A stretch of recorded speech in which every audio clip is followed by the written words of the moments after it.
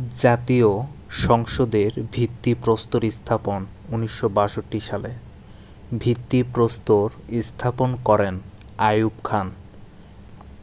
জাতীয় সংসদের স্থপতি লুই আইকান। লুই আইকান মার্কিন যুক্তরাষ্ট্রের নাগরিক। উদ্বোধন করা হয় ১৯৮২ সালে। উদ্বোধন করেন বিচারপতি আব্দুস সাত্তার। সংসদ ভবনের পাশের লেকটির নাম ক্রিসেন্ট লেক। জাতীয় সংসদ নির্বাচন।